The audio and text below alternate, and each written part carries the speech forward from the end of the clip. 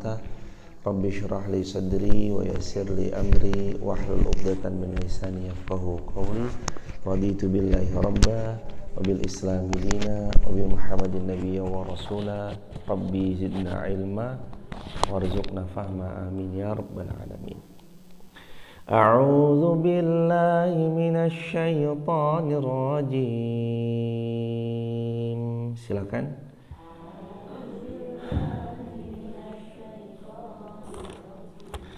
Bismillahirrahmanirrahim.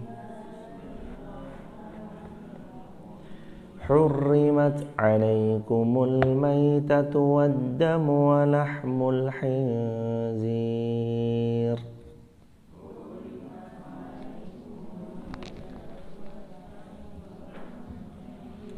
Wa ma uhilla li ghairillahi bih.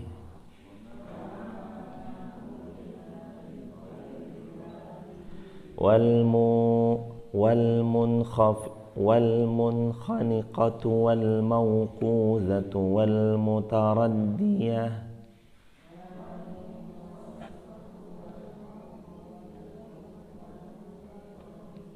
والنطيحة وما أكل السبع إلا ما ذكيتم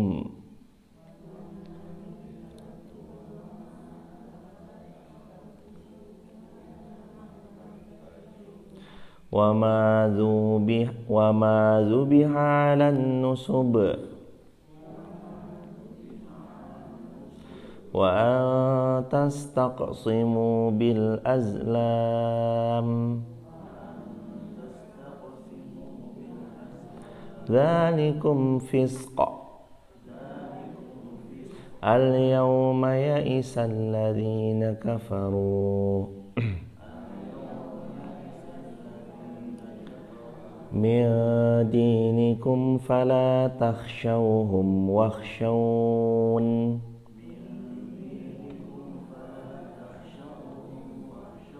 اليوم أكملت لكم دينكم وأتممت عليكم نعمتي.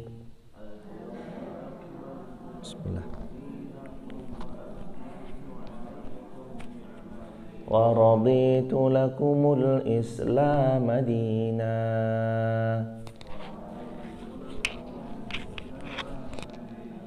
فمن اضطر في مخمصة غير متجانف لإثم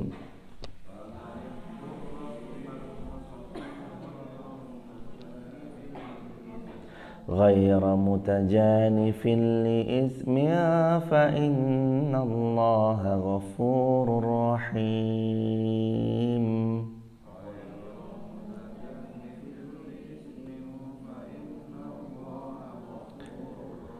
يسألونك ماذا أحل لهم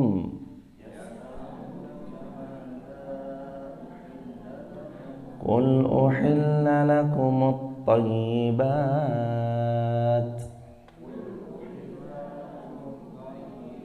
وما علمتم من الجوارح مكلبين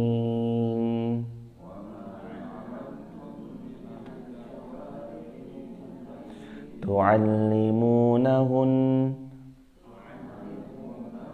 مما علمكم الله فكلوا مما أمسكن عليكم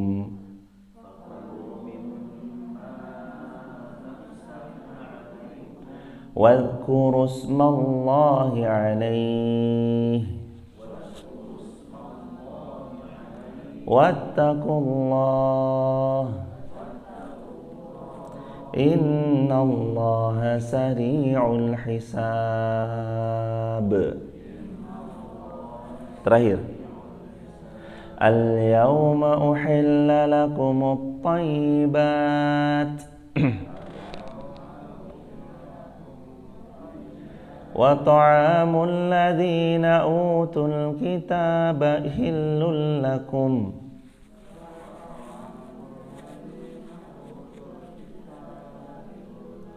wa ta'amukum hillul lahum wal muhsanatu minal mu'minat wal muhsanatu minal ladzina utul kitaba min qablikum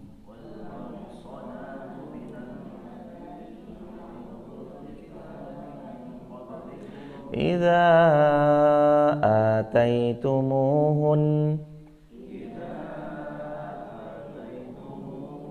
ujurahunna muhsinina ghaira musafihin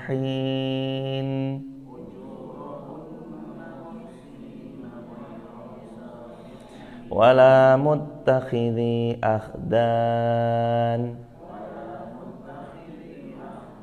wa man yakfur bil imani faqad habita amaluhu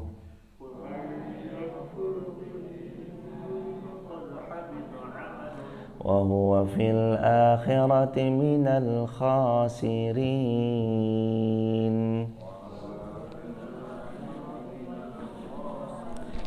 Allahumma arhamna bil Quran. Hadirin jamaah yang dirahmati Allah, segala puji milik Allah. Salawat bertangkaikan salam untuk baginda Rasulullah Muhammad sallallahu alaihi wasallam. Allahumma salli wa sallim wa zid wa an'im wa karim wa barik alaihi. Allah berfirman dalam Al-Quran, diharamkan bagimu ada apa yang Allah sudah tentukan sebagai sesuatu yang haram bagi kita. Kalau dalam hadis Rasulullah bersabda, innal halala bayyin wa innal harama bayyin wa bainahuma umurun mushtabihatun. Bahwasanya dalam Islam itu yang halal sudah jelas, yang haram sudah jelas, di antara keduanya adalah perkara yang namanya syubhat, remang-remang. Apa saja yang halal? Banyak. Dan yang halal biasanya memang komposisinya lebih banyak daripada yang haram. Nah sekarang apa aja yang haram? Yang pertama, hurrimat alaikumul maitatu. Diharamkan atas kamu bangkai. Bangkai semuanya haram. Tapi dalam tafsir Ibnu Katsir dijelaskan oleh ulama bahwasanya ada bangkai yang halal. Bangkai apa yang halal? Ikan.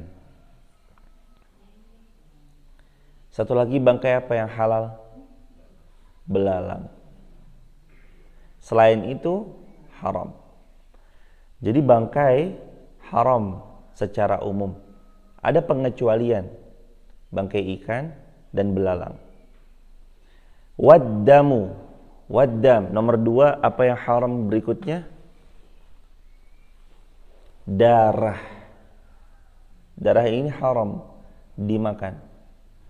Ada mungkin di sebagian wilayah ya, ada yang namanya didih atau dedeh atau apapun itu haram dikonsumsi.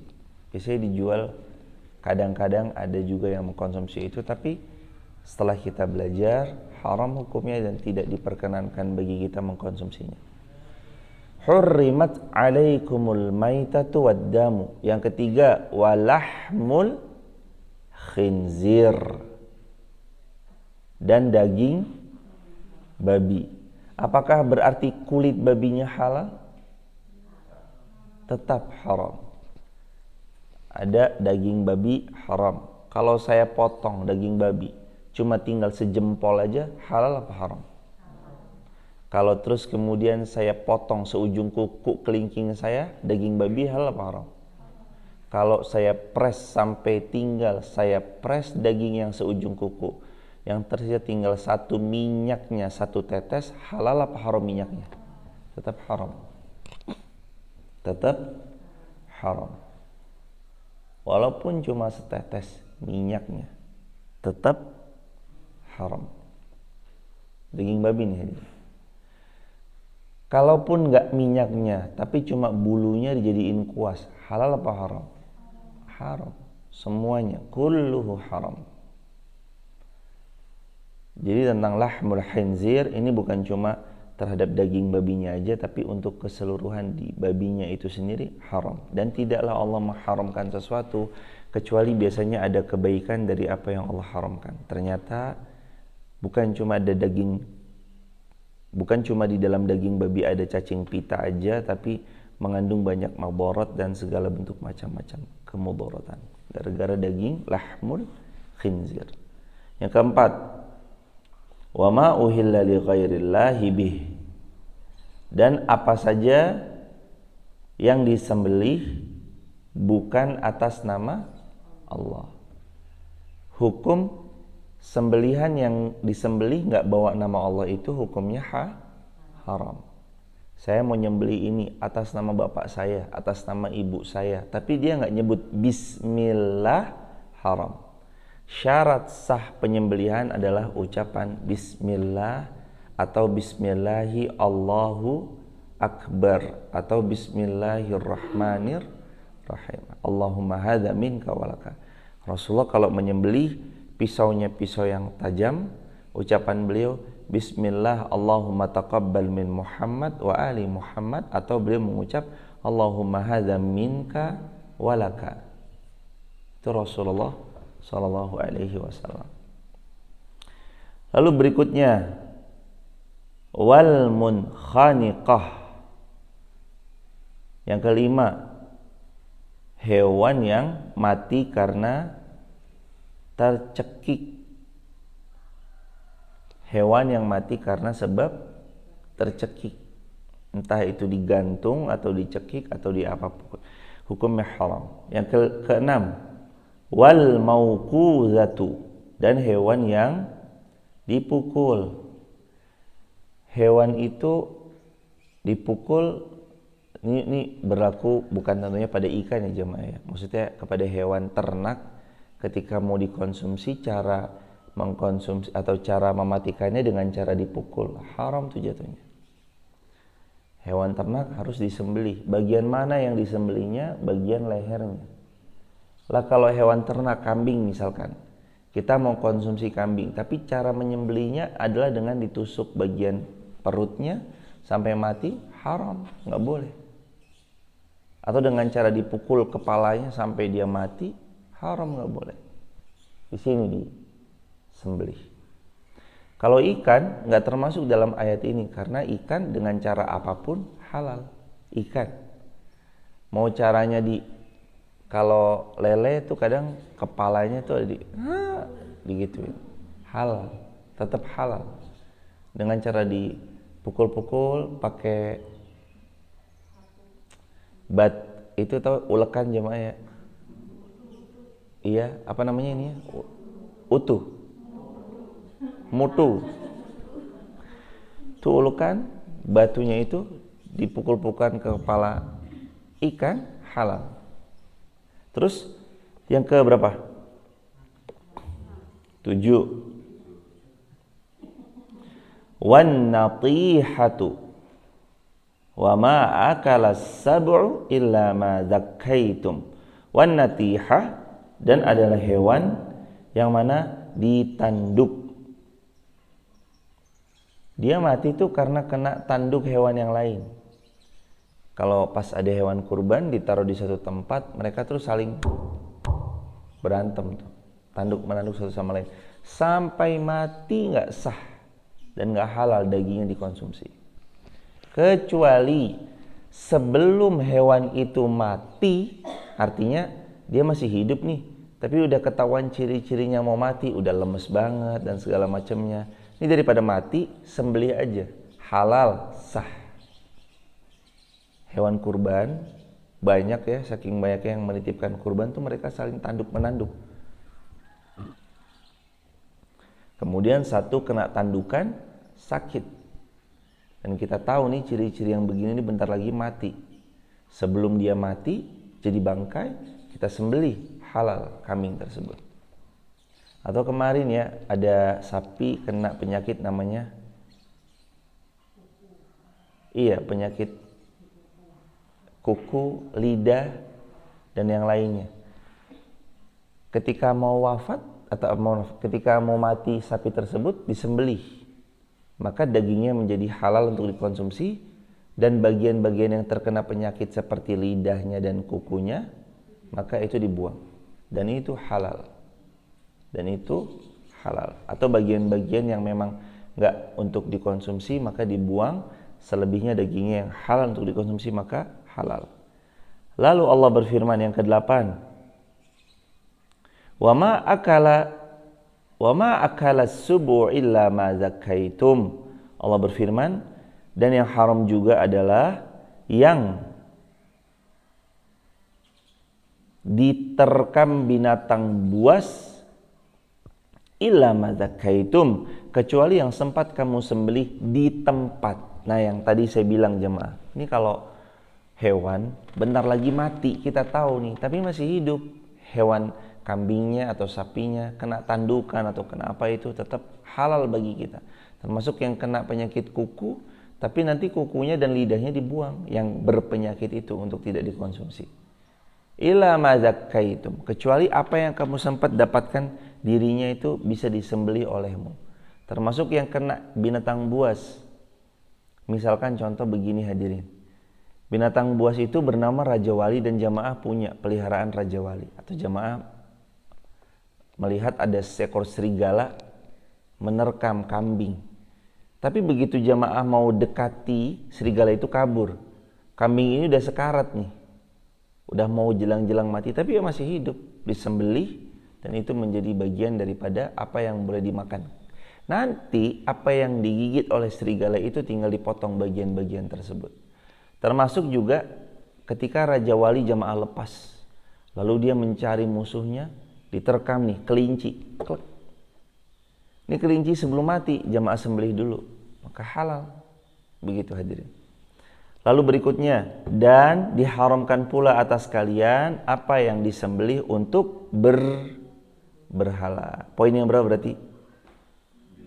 Wa ma zubiha 'alan nusubi, dan apa-apa yang disembelih untuk berhala. Wa tastaqsimu bil azlam. Yang ke-10, dan mengundi nasib dengan anak panah. Dzalika fisqun, karena ke-10-10-nya tadi semuanya adalah kefasikan. Mengundi nasib haram. Ini namanya berjudi. Kalau zaman sekarang slot atau yang sejenisnya. Kalau zaman dulu orang seringkali mengundi nasib, termasuk mengundi nasib pergi atau tidaknya dengan buntutnya burung merpati, dicabut. Burung merpati itu buntutnya dari kanan ke kiri, pergi, cabut yang kedua, enggak, mangkat, enggak, mangkat, enggak, mangkat, enggak, mangkat, enggak, sampai buntut merpati itu habis. Ternyata mangkat atau pergi, maka dia harus untuk pergi. Kapan? Pergi enggak, dicabut kok terakhir bulunya enggak, maka dia enggak berangkat kemana-mana, enggak kerja. Itu termasuk enggak boleh dalam Islam.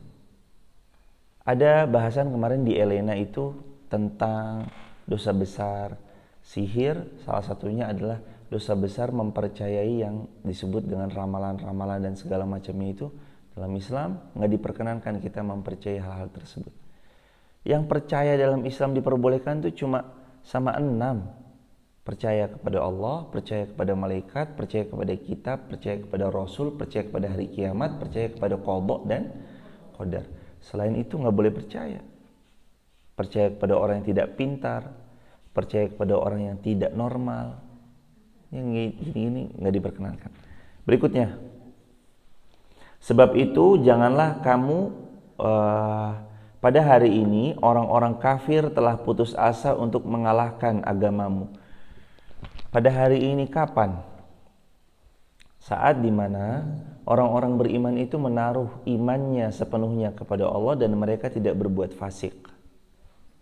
Saat orang beriman benar-benar beriman kepada Allah dan tidak berbuat fasik, pada hari itu orang-orang kufur menyerah dan berputus asa ketika hendak mengalahkan orang-orang beriman. Jadi begini jemaah, orang beriman itu memang rumus atau setelan pabriknya itu pasti jawara, pasti menangnya, pasti mulianya, pasti berjayanya.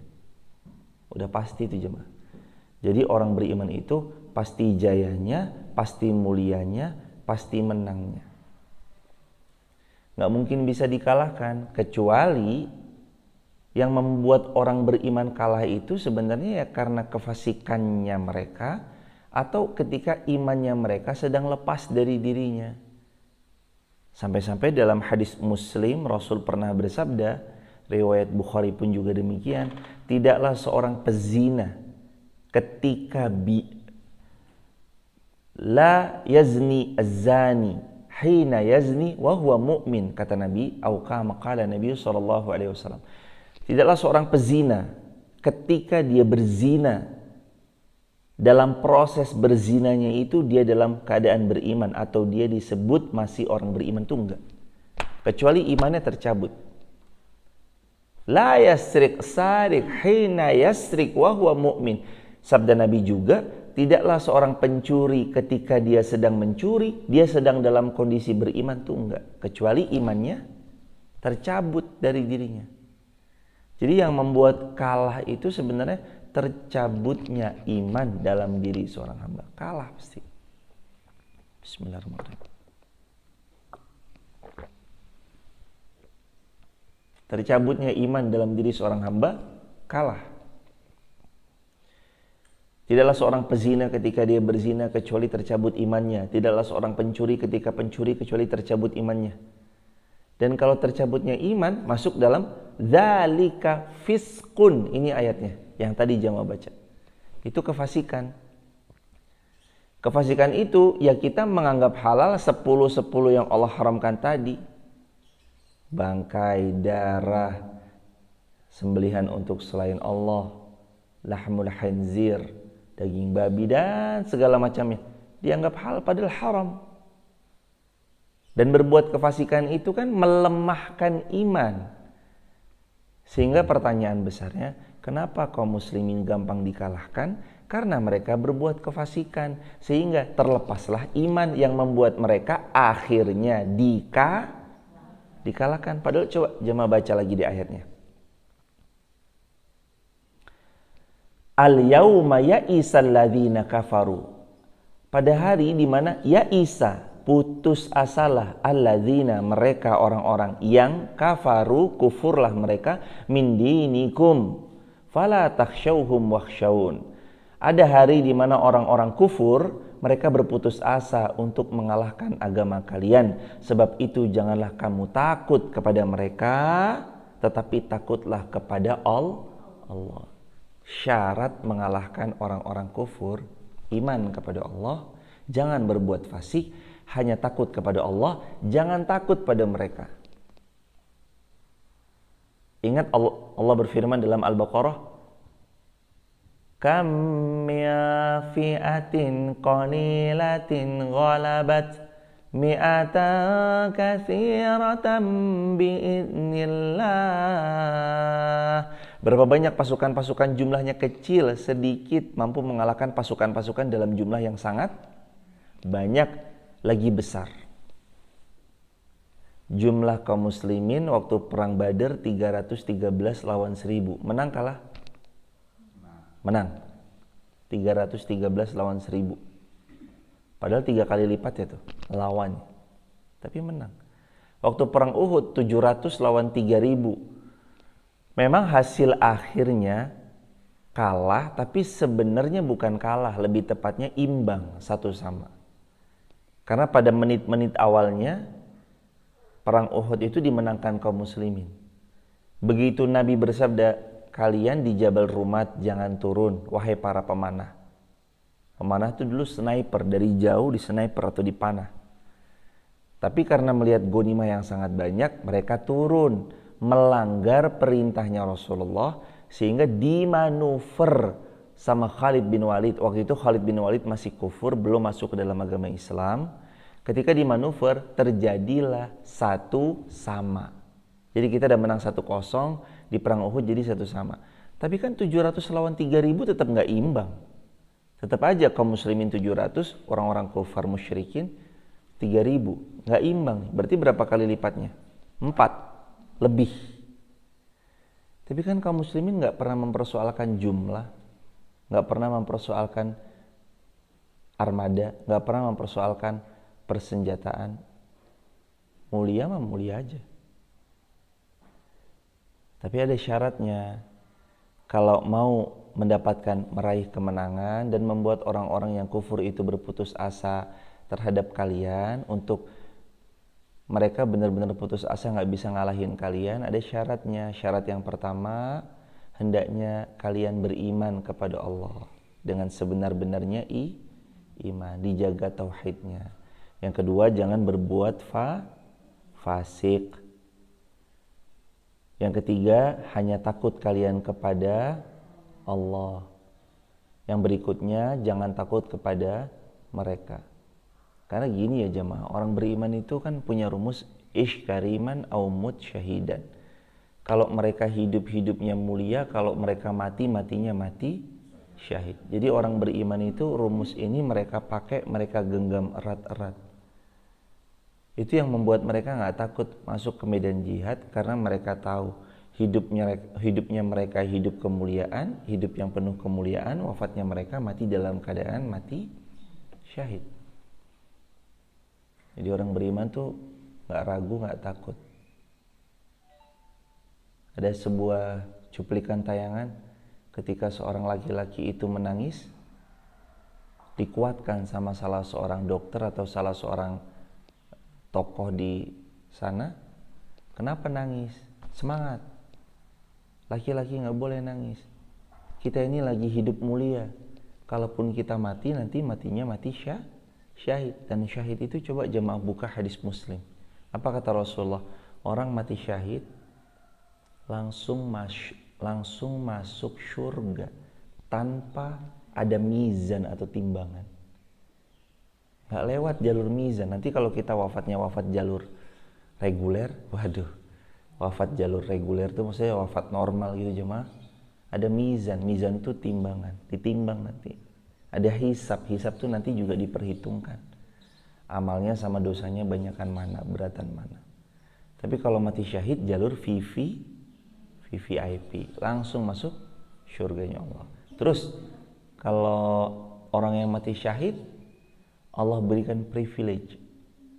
Salah satu privilege-nya, satu orang yang mati syahid bisa mengajak 70 orang untuk masuk surganya Allah. 70. Kebayang nggak saudara-saudara kita yang di sana?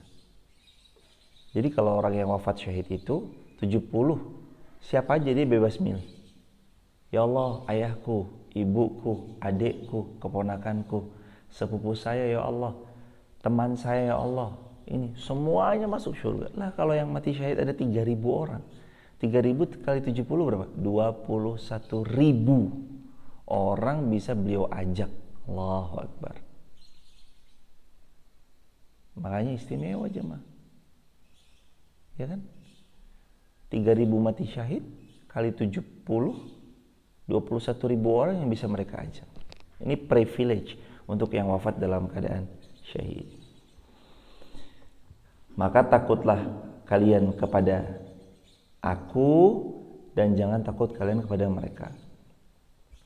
Terus ayat berikutnya, Al-yawma akmaltu lakum dinakum wa atmamtu alaikum ni'mati wa raditu lakumul islama dinan. Nah, ini ayat yang sering dibilang oleh para sejarawan bahwa ini ayat terakhir yang turun di atas muka bumi.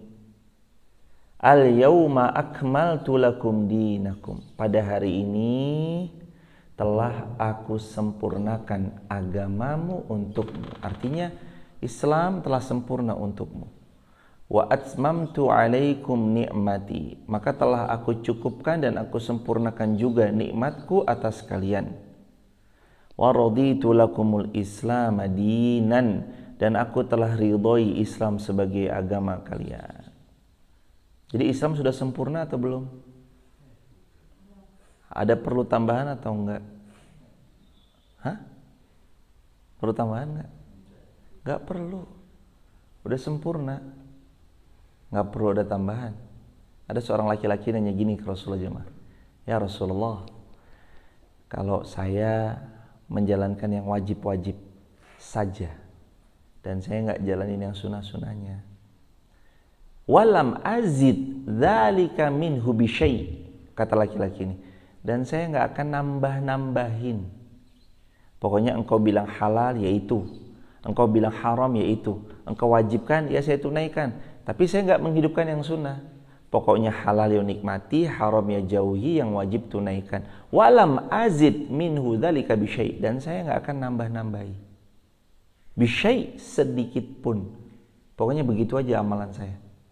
Laki-laki ini nanya, a'adkhul jannah, apakah saya masuk surga? Qala Rasul, na'am. Maka yaqulu Nabi SAW, Nabi menjawab, ya. Gimana cara masuk surga yang tadi kata Nabi? Yang wajib dilakukan, yang haram ya dibilang haram dan ditinggalkan, lakukan semampunya. Walam azid dzalika bi syai', jangan ditambah-tambahi karena sudah sempurna. A'adkhul jannah ya Rasulullah? Qala na'am. Apakah saya masuk surga wahai Rasul? Kata Nabi, ya. Ya. Jadi agama Islam ini sudah sempurna, tinggal jamaah itu mengamalkan apa yang sudah Nabi SAW tauladankan. Jamaah kalau mau mengikuti teladannya Rasulullah SAW, saya yakin dan saya jamin jamaah tuh kayaknya waktunya habis untuk mengamalkan itu, dan bahkan nggak semua apa yang Nabi contohkan jamaah bisa benar-benar lakukan 100%. Contoh jamaah bangun, Rasul kalau bangun baca doa apa? Alhamdulillahilladzi ahyana ba'dama amatana wa ilaihin nusyur. Itu kan yang kita tahu. Adapun Nabi SAW bangun juga kadang membaca sebagian Quran surah Ali Imran. Pernah nggak kita bangun baca sebagian Ali Imran? Enggak. Pas ngaca, apa sih yang dibaca? Allahumma kama hasanta khalqi fahassin khuluqi. Tapi rata-rata kita pas ngaca, ganteng ya. Iya kan, kita memuji diri kita kan, lupa berdoa. Padahal dalam bercermin itu ada berdoa. Tulbi wa yukhlifullahu ta'ala, dalam berpakaian ada doanya. Bismillah. Pakainya kanan dulu apa kiri dulu? Kanan. Pakai sarung juga sama, kanan dulu yang masuk kakinya sebelum kaki yang kiri. Menyisir pun juga sama, sisiran tuh loh. Sampai-sampai Rasulullah SAW kalau nyisir tuh kanan dulu baru yang kiri. Pakai sendal tuh loh jemaah. Ada doanya, bismillah. Jadi kalau kita mau mengikuti teladannya Rasulullah SAW dari bangun tidur sampai tidur lagi, itu kayaknya waktu kita aja udah luar biasa tuh. Zikir yang tadi jamaah baca, mari jamaah kita baca sebagian zikir pagi bersama-sama. 1, 2, 3. Allahumma bika asbahna bika amsayna, terus sampai Allahumma anta rabbi, terus Allahumma inna nas'aluka ilman nafi'an, terus Allahumma inna nas'aluka al-huda wa tuqa wal afafa wal ghina, terus Allahumma inna na'udzubika min ilmin la yanfa' min qalbin la yashfa' min nafsin la tasba' min du'ain la yustajabu lah. Rabbi shrah li sadri, raditu billahi rabbil islam wa Muhammadin nabiyyi wa rasulullah. Rabbi zidna ilma warzuqna fahma. Itu tuh sebagian kecil dari zikir paginya Rasulullah. Rasulullah zikir pagi berapa menit? 30-an menit, bahkan lebih. Azkarus sabah, namanya zikir subuh atau zikir pagi. Bahkan istrinya Nabi itu zikir dari ibadah subuh sampai duha.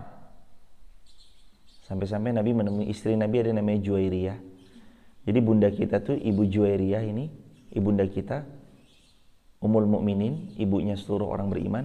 Istri Nabi yang namanya beliau Bunda Juwairiyah pernah zikir dari ibadah subuh sampai waktu duha. Duhanya itu duha yang jelang-jelang mataharinya udah panas ya, jam 9-an. Jadi dari ibadah subuh sampai jam 9 tuh zikir. Terus Nabi mendekat, wahai istriku, mau gak aku beritahu amalan yang setara amalan itu kalau kamu baca dengan zikir panjangmu dari ibadah subuh sampai jam waktu duha ini. Istrinya Nabi menjawab, tentu mau ya Rasulullah. Gimana zikirnya? Terus Nabi ajarkan, nih jamaah, saya ajarin sama jamaah. Zikir pendek tapi setara zikir yang panjangnya ba'da subuh sampai duha. Subhanallah, coba diulangi. Wa bihamdih adada khalqih wa ridha nafsih wa zinata arsyih wa midada kalimatih. Itu zikir sabda Nabi. Inilah zikir wahai istriku yang setara zikirmu ba'da subuh sampai waktu duha. Subhanallah wa bihamdih adada khalqih wa zinata arsyih wa midada kalimati. Subhanallah bihamdi adada khalqih wa ridha nafsih wa zinata arsyih wa midada kalimati. Tadi kelengkap terjemah. Subhanallah bihamdi adada khalqih wa ridha nafsih wa zinata arsyih wa midada kalimati. Mau dicatat? Subhanallah wa bihamdi. Sudah? Adada khalqih. Pakai bahasa Indonesia boleh. Subhanallah wa bihamdi adada khalqih. Adada khalqih. Sudah? Wa ridha nafsih. Bismillah.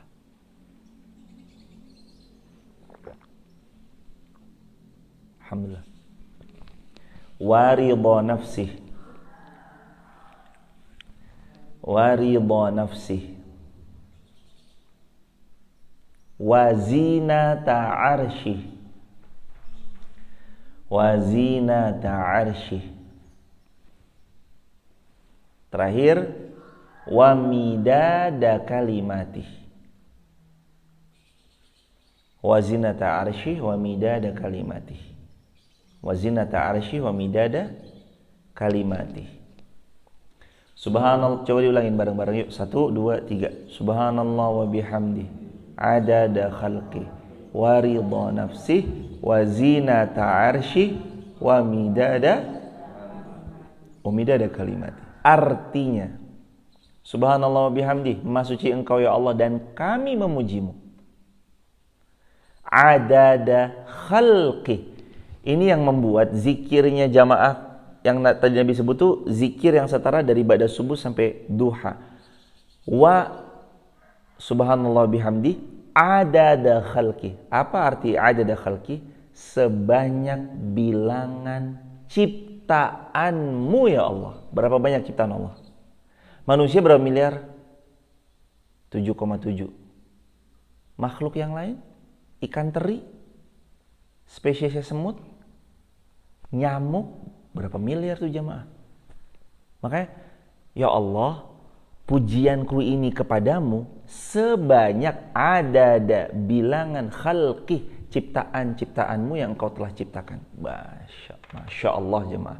Banyak sekali ciptaan Allah hadirin. Triliunan Allah ciptakan. Pohon pisang nih berapa, spesies pohon pisang tuh berapa jemaah?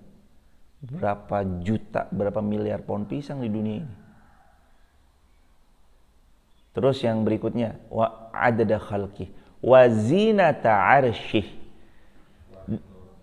Wa zinata arsyih dulu jemaah. Dan seindah, zinah itu artinya juga perhiasan atau keindahan juga. Wa zinata arsyih, dan seindah arsymu ya Allah. Sebanyak atau setinggi arsymu, dari bumi sampai arsynya Allah. Tingginya bukan main nih jemaah. Arsynya Allah itu nih, kata Nabi, bumi dibanding langit pertama tuh hanya seperti cincin dilempar di padang pasir. Langit kedua itu luasnya seperti bumi plus langit pertama hanya seperti cincin dilempar di padang pasir.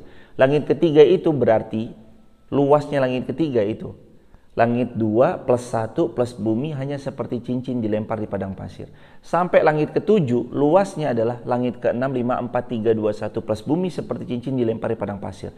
Langit ada Sidratul Muntaha itu 7, langit ke-7, 6, 5, 4, 3, 2, 1 plus bumi seperti cincin dilempar di padang pasir. Dan arsy-Nya Allah itu Sidratul Muntaha ditambah 7 lapis langit ditambah bumi hanya seperti cincin dilempar di padang pasir. Maka seperti itu tuh zikir kita banyak. Terus berikutnya, wa ridha nafsi, dan seluas ridho yang engkau telah ridho kepada hamba-hambamu. Ya Allah. Wa midada kalimati, dan sebanyak itu pula kalimat-kalimat indah ini semuanya dituju padamu dalam segala pujian, ya Allah. Makanya zikir ini pendek tapi panjang khasiat manfaatnya. Subhanallah wa bihamdi adada khalqi wa ridha nafsi wa zinata arsy wa midada kalimati. Itu jemaah. Next. Faman ittara fi makhmasatin ghaira mutajanifil lil itsm mutajanifil li itsm fa innallaha ghafurur rahim. Allah berfirman, barang siapa yang terpaksa karena lapar, bukan karena ingin berbuat dosa. Karena ayat ini tentang yang diharamkan, ya jemaah. Nih. Siapa yang memang dalam keadaan darurat, bukan sengaja ya, darurat. Ad-daruratu tubihul mahdhurat. Dalam kaidah fikih, yang darurat itu memperbolehkan yang tidak diperbolehkan. Babi haram, tapi pada kondisi tertentu, nggak ada makanan di tengah hutan. Kalau nggak makan kita mati, maka diperbolehkan karena lapar, bukan karena disengaja. Dan begitu nanti dia sudah mulai cukup bisa beraktivitas lagi mencari makanan yang halal, maka dia langsung berupaya mencari makanan yang halal. Jadi kalau cuma segini aja nih, satu slice yang ukurannya 2 ruas jari ini bisa membuatnya tegak kembali dan dia punya energi mencari yang halal, cari yang halal. Jangan mentang-mentang darurat nih, sisainlah 2 kilo taruh di kulkas. Itu nggak berlaku jemaah. Apalagi tidak dalam keadaan darurat. Darurat itu apa? Syarat darurat adalah kalau tidak ada hal tersebut menyebabkan kematian. Kematian. Jadi kalau karena sebab itu nggak ada kita mati, itu darurat dan diperbolehkan. Dan ini berlaku jamaah bagi yang darurat. Tapi tolong ya hadirin, jangan bermudah-mudah dikit-dikit bilang darurat. Nggak punya rumah nih, darurat, riba aja. Nggak punya mobil nih, darurat, riba aja. Jangan. Nggak boleh hadirin. Kan kita tahu daging babi hukumnya haram. Dan riba, wa harramar riba. Al-Baqarah 275 Allah juga berfirman, riba hukumnya riba hukumnya ya haram. Jadi kedua-duanya itu sama-sama haram. Makan daging babi haram. Meriba haram. Tapi kenapa porsi kita bersikap kepada daging babi itu lebih kuat?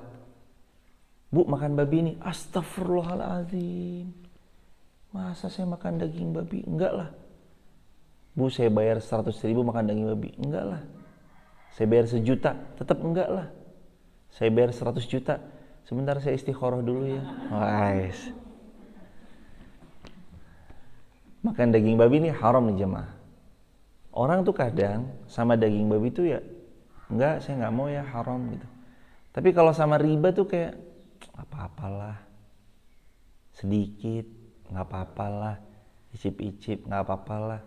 Padahal kan sama-sama haram. Harusnya sikap kita sama kuatnya. Ketika menolak daging babi sama ketika mau berusaha menjauh dari riba tuh sama-sama kuatnya.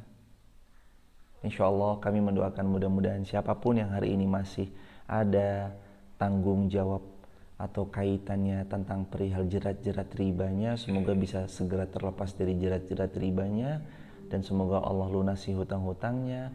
Dan pegang baik-baik ya jemaah, rumus melunasi hutang itu adalah niat. Niat. Kalau punya utang harus niat dibayar, jangan malah nggak ada itikat baik, nggak ada komunikasi. Harus niat bayar utang. Sabda Nabi Muhammad SAW, Allah akan menolong 3 pihak. 1, pemuda yang menikah untuk terhindar dari zina, itu pasti ditolong Allah tuh. 2, mujahid yang lagi jihad di jalan Allah, itu pasti Allah tolong. 3, seseorang yang punya hutang dan mau melunasi hutangnya, pasti Allah tolong untuk melunasinya. Makanya kalau punya niat, kalau punya hutang, punyailah niat untuk membayarnya. Niat aja dulu jemaah. Kalau ditelepon, ya diangkat, jangan di-reject. Kalau diomelin, didengerin. Mbak gimana, udah bisa bayar utang belum? Besok ya, wah besok. Gimana sih? Mohon maaf nih belum ada. Bilang, tapi yang benar. Jangan belum ada, tiba-tiba turun motor baru dari dealer. Bilang belum ada, tapi statusnya jalan-jalan. Bilang belum ada, tapi umroh. Wah, gimana tuh ini? Punya utang malah berangkat umroh. Loh, sekarang gini jamaah. Umroh hukumnya itu kan mayoritas ya ada terbagi dua pendapat ulama. Ada yang mengatakan umroh pertama itu wajib bila diberi kemampuan. Tapi juga ada pendapat lain umroh itu ya sunnah. Kalau haji lah, baru wajib bagi yang mampu. Lah pertanyaannya gini. Ini orang punya utang malah berangkat umroh jemaah. Yang harus ditunaikan itu ya belum umroh dulu, tapi hutangnya lunas dulu. Lunas utang tuh. Lah. Nah diberangkatkan umroh gimana? Minta mentahannya boleh nggak buat ya ini enggak juga. Nah itu PR. Artinya berazam dulu nih sama Allah. Kalau diberangkatkan umroh gimana? Gratis, halal, boleh. Nanti perihal ternyata orang yang digratiskan umroh itu masih punya hutang, dia wajib untuk berikhtiar melunasi hutangnya. Karena ternyata dia gratis nih, umroh gratis misalkan beliau. Ya udah, alhamdulillah rezeki buat beliau. Tapi utangnya tetap harus dia bayar. Dan lagi ya jemaah, miliki mental yang ini jemaah. Bismillah ya Allah, karuniai hamba rezeki untuk berangkat umroh dan memberangkatkan umroh orang lain. Jadi kalau ditanya, mau umroh gratis atau bayar sendiri? Bayar sendiri jemaah. Loh mentalnya tuh beda loh jemaah. Loh mosok jamaah Masjid Fatimah, jamaah Masjid Muhammad Al-Fatih mentalnya maunya yang gratisan. Loh, bayar sendiri. Dan bayar sendiri dan kalau bisa membayarkan orang. Loh kira-kira pilih mana? Bayar sendiri dan bayarin orang lain. Itu loh ini tuh masalah mental. Kan kaya tuh masalah mental. Miskin, kaya itu kan cuma masalah mental. Ada nggak orang kaya punya tapi mentalnya miskin? Ada. Koruptor, punya mobil, punya jabatan, punya segalanya, uangnya banyak sekali. Kenapa masih korupsi? Karena mentalnya mental miskin. Orang tuh kalau udah mentalnya miskin susah jemaah. Kalau mentalnya miskin susah. Tapi kalau kita kan ingat nggak sabda Nabi apa? Ana inda dhanni abdi bi. Rasul bersabda, Allah berfirman di hadis qudsi riwayat Bukhari Muslim, sesungguhnya Allah itu sesuai prasangka hambanya. Dibayarin atau bayar sendiri? Bayar sendiri. Itu kan sesuai prasangka. Lah Allah kok diragukan, kan nggak boleh hadirin. Ingat ya jamaah. Yang membuat orang tadi baca lagi. Coba dibaca lagi. Al-yauma ya'isal ladzina kafaru, pada hari di mana orang-orang yang kafir berputus asa min dinikum, untuk mengalahkan kalian. Kok bisa orang-orang yang kufur putus asa nggak bisa ngalahin kalian? Karena apa? 4. 1, karena iman, yakinnya sama Allah tuh nggak bisa dikalahkan. Karena yakin jemaah. Yang kedua, tidak berbuat kefasikan. Ya jangan berbuat fasik. Salah satu berbuat fasik itu apa? Meragukan Allah. Meragukan Allah contohnya, saya mah begini aja udahlah. Nunggu yang gratisan wae lah. Itu meragukan Allah namanya. Nunggu gratisan wae lah. Loh, sebagai hamba kan kita harus yakin. Yakin itu Salah satu buah dari keyakinan itu prasangka baik kepada Allah. Jadi yakin, beriman, lalu jangan berbuat fasik. Lalu apa? Takutlah kepada Allah. Yang keempat, jangan takut sama mereka. Kalau dalam bab ini, dunia itu ya harus dihadap. Wah, ini kok ada ayam ya jemaah? Masjid Muhammad Al-Fatih punya ayam nih.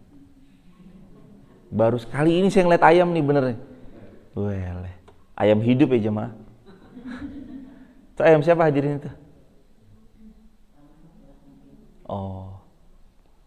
Soalnya kan saya pas pindah ke Wonosobo tuh pernah dengar ada peraturan ya jemaah. Ya kan? Di Wonosobo ada peraturan ayam nggak boleh sembarangan. Kalau masuk ke pekarangan berhak disembelih. Oh.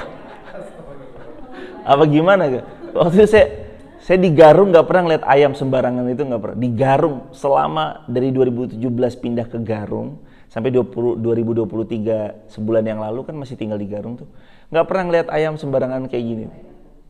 Makanya baru, soalnya dulu saya pernah dengar gitu jemaah. Katanya di Wonosobo tuh punya peraturan ayam tuh nggak boleh sembarangan itu. Dan ayam sembarangan gini nih,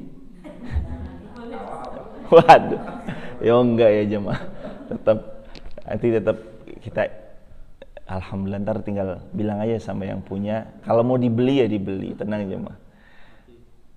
Kembali lagi jemaah ya sate masya Allah. Kembali lagi tadi jemaah. Sampai kepada keempat tadi ya, iman, jangan berbuat fasik, nggak usah takut, dan terus berbaik sangka kepada Allah. Yakni takutnya hanya kepada Allah. 4 syarat ini tuh yang membuat Allah nanti memberikan apa yang kita inginkan. Dia namanya dunia yo harus berjuang. Kalau sama mood, kan anak muda tuh sering bilang, aduh saya lagi nggak mood deh, aduh saya lagi nggak mood nih. Kalau sama moodnya aja kalah, gimana sama kerasnya kehidupan? Harus nyetir mood, bukan kita yang disetir sama mood. Ayat berikutnya, tadi sampai ayat yang kelima ya hadirin. Yas'alunaka madza uhilla lahum. Mereka bertanya kepadamu wahai Muhammad, apa yang dihalalkan bagi mereka? Lalu katakanlah yang dihalalkan bagimu adalah makanan yang baik. Baik, stop dulu. Jadi yang halal itu yang baik. Baik, jadi emang kita mah hanya diperintahkan untuk mengkonsumsi yang berkualitas, yang baik-baik. Gitu hadirin. Terus, dan buruan yang ditangkap oleh binatang pemburu yang telah kamu latih. Ada hewan yang terlatih emang untuk berburu, itu boleh untuk dikonsumsi, asalkan benar-benar sudah dilatih. Yang kamu latih menurut apa yang diajarkan Allah kepadamu. Jadi dia hanya menangkap saja, tidak memakannya, tidak ikut dan segala bentuk macam-macamnya. Makanlah apa yang ditangkapnya untukmu dan sebutlah nama Allah waktu engkau melepas hewan yang hendak berburu itu. Bismillah. Dan bertakwalah kamu kepada Allah, sungguh Allah sangat cepat perhitungannya. Nah yang terakhir, ayat yang kelima, pada hari ini dihalalkan bagimu makanan yang baik-baik dan sembelihan ahli kitab halal bagimu. Tapi pertanyaannya sekarang apakah masih ada ahli kitab? Jarang ditemui. Kalau zaman dulu, iya. Maka sekarang gimana caranya? Satu, insya Allah kalau tinggal di Indonesia, banyak sekali jamaah orang-orang yang jualan dan kita kenal beliau muslim. Beli dari beliau, lebih aman. Atau kalau dua, ketika kita tinggal di misalkan kayak negeri luar negeri atau misalkan di negeri-negeri yang jarang sekali ya kaum muslimin mayoritas di sana, maka kita nanti boleh untuk mengucap bismillah ketika mengkonsumsi makanan tersebut. Begitu hadirin. Dan dihalalkan bagi kamu menikahi perempuan yang menjaga kehormatan di antara perempuan yang beriman. Nah, menikah itu ada salah satu kriteria.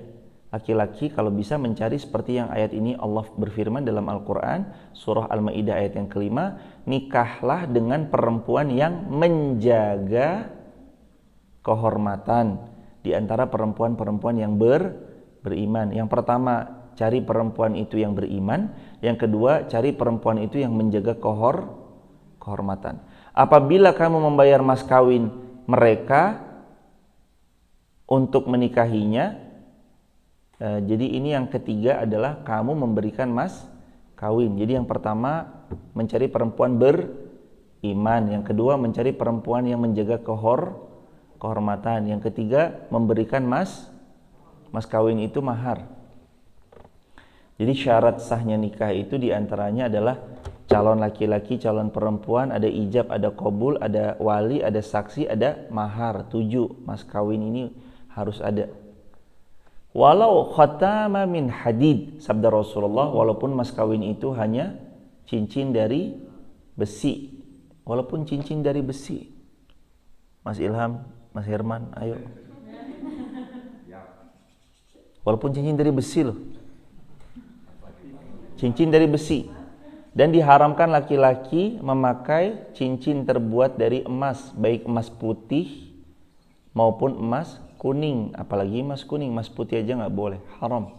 Cincin dari besi, beli di abang-abang depan SD itu yang jualan. Ada jemaah, cincin nikah saya dan istri, saya beli harganya Rp2.000. Cincin nikah kami, jadi saya dan istri punya cincin nikah, harganya Rp2.000. Ibu saya punya toko aksesoris itu di depan daerah Kubah Mas, di dekat depan Masjid Al-Ihya itu. Di depan Masjid Al-Ihya ibu saya punya toko waktu itu, toko aksesoris, belanjanya di Tanah Abang Kulaannya. Beli sama di ASMK di Jakarta, ada yang namanya ASMK gitu. Cincin satu box harganya 25.000, isinya 50. Tapi kita jualnya biasanya 2.000 sampai 3.000 rupiah. Itu cincinnya yang dipakai buat pernikahan. 2.000 perak jemaah. Cincin, gak usah mahal-mahal. Nikah itu mudah dan murah, yang mahal adalah, nah itu dia. Cincin kami 2.000. Kalau dulu ada emas batangan, bukan cincin emas tapi emas batangan. Dulu maharnya seperangkat alat sholat dan emas batangan 10 gram. Waktu itu 10 gram, segramnya masih 399.000 apa 400.000 gitu. Tahun 2015 kalau nggak salah ya, sekitar 400-an ribu 1 gramnya. Jadi 10 gram tuh 4 jutaan. Sekarang mah 10 gram 10 juta aja mah. 1 gramnya berapa? 1 juta lebih kan sekarang. Dulu kami menikah masih segramnya 399 atau 400.000 gitu. 10 gram. Baru 6 bulan nikah langsung dijual. Ini barokahnya ya jemaah ya. Mas kawin itu kalau dengan izin Allah, qadar Allah melewati episode dalam pernikahan lagi butuh, terus istri dengan legowo dan lapang dada menjual mas kawinnya untuk sama-sama menguatkan finansial ekonomi rumah tangga, niat karena Allah Subhanahu wa taala. Ingat sabda Nabi apa? Anfaqtahu ala ahli. Infak terbaikmu kalau kamu memberikan infak itu ala ahlika, kepada keluarga. Yang penting istrinya ridho, jangan ganjel aja. Wah mas kawin didol nih, nggak usah ganjel. Pokoknya bismillah lillah, mas kawin ini niat untuk nyambung hidup, jual, insya Allah nanti kembali lagi, insya Allah. Lah kalau belum kembali sampai sekarang tuh gimana? Wah, sabar aja jemaah, nanti balik. Asalkan istri ridho, mas kawinnya dilepas ya untuk menyambung hidup. Jadi kalau bisa itu punyai rumus tadi ya jemaah. Ini ibu yang sebentar lagi menikahkan anak-anaknya, yang mau mantu, tolong titip pesan yang pertama, nak, kalau punya rezeki cepat daftar haji. Sudah daftar haji cepat berangkat umroh. Pesan yang kedua, nak, jangan bermudah-mudah membuka pintu hutang. Wah habis. Kami tuh dulu jualan di Bukalapak sampai, ya Allah jemaah, kalau cerita mah semua kayaknya rumah tangga pasti punya episodenya ya jemaah. Tapi saking dulu kami butuhnya sama uang, sampai satu persatu lemari di baju itu udah dijual. Dulu saya punya flannel Uniqlo, ada baju kotak-kotak saya mereknya Uniqlo tuh, sampai saya jual Uniqlo bekas, jual di Bukalapak. Ada dulu namanya kayak marketplace itu Bukalapak, warnanya merah. Kami jual ke sana. Dulu waktu zaman ngampus Saya sering pakai kotak-kotak Uniqlo, ada 12 sampai ada 20-an baju Uniqlo. Satu-satu dijual tuh jemaah. Dijual harga 120.000. Untuk apa? Nyambung hidup. Dulu kami punya iPad mini, itu dijual juga. Wah, semuanya dol pokoknya jemaah. Dijual tuh. Bener-bener buat nyambung hidup, buat bayar kuliah. Karena dulu kan kami kuliah masih semester 5. Waktu kuliah kami nikah. Belum lulus kuliah. Istri juga sama seangkatan kan kami. Seangkatan semester 5 nikah. Tapi ternyata luar biasa. Menurut saya menyesal saya menikah semester 5. Harusnya tahu gitu saya nikah dari lulus SMA aja mah. Waduh. Semester 5 ya. Semester 5 waktu liburan semester 5 ternyata proses ya kayak gitu ya jemaah. Makanya kalau dilihat dari bagaimana ayat ini, ya benar. Pilih perempuan yang beriman, pilih perempuan yang menjaga kehormatan, lalu pilih juga perempuan yang kamu beri mas kawin. Itu wajib ya jemaah. Terus apa lagi? Dan hendaknya kamu jangan sampai terjerumus kepada zina. Ini penting banget buat anak-anak muda, jangan sampai terjerumus kepada zina dan jangan membuka pintu gerbangnya. Pintu gerbang zina itu ya biasanya masuknya lewat jalur-jalur, hai kamu lagi apa? Mulai dari chatting-chattingannya. Ayo kita ketemuan yuk. Habis itu gandengan tangannya dan lebih daripada itunya itu bisa menjerumus kepada zina. Bukan untuk menjadikan perempuan piaraan. Nah, jadi zaman dulu jemaah perempuan itu nauzubillah ya, sampai pada titik serendah itu pada zaman dulu dijadikan hanya sekedar piaraan. Walaiyazubillah. Kalau sekarang Islam mengangkat perempuan, dijadikan perempuan sangat terhormat, bahkan dalam hadis ummuka summa abuk, ibumu kemudian ayahmu. Barang siapa orang itu kufur setelah beriman, maka sungguh sia-sialah amal mereka dan di akhirat termasuk golongan orang-orang yang merugi. Wa may yakfur bil iman faqad habita amalu. Siapa yang kufur setelah sebelumnya beriman atau beramal salih, maka gara-gara kufurnya itu amal salihnya menjadi lenyap. Gara-gara kufur.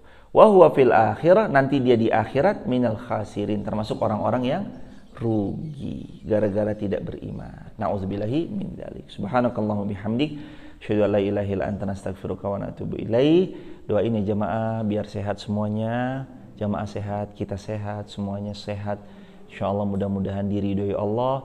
Mata ini semoga tetap Allah ridhoi sebelum melihat kepada matahari, melihat kepada aktivitas dunia. Semoga mata ini memandang kepada Al-Quran. Subhanakallahumma bihamdik, asyhadu an la ilaha illa anta, astaghfiruka wa atubu ilaik. Rabbana atina fid dunya hasanah wa fil akhirati hasanah wa qina adzabannar. Alhamdulillahirabbil alamin. Buat teman-teman yang mau mendapatkan informasi seputar grup Sahabat UIR, grup kajian kami maupun segala informasi seputaran program-program kami, teman-teman buka www.uir.co.id. www.uir.co.id. Semua infonya lengkap di sana. Barakallahu fikum. Assalamualaikum warahmatullahi wabarakatuh. Juga buat teman-teman kalau ada yang mau bersama membangun masjid ataupun membangun ma'had ali, penghafal Al-Quran, pondok pesantren tahfidzul Quran, teman-teman juga bisa tap link di bio, sebut nama asal kota asal negara. Bisa www.uir.co.id, situ ada linknya untuk kemana kalau mau bersedekah. Barakallah. Bismillahirrahmanirrahim.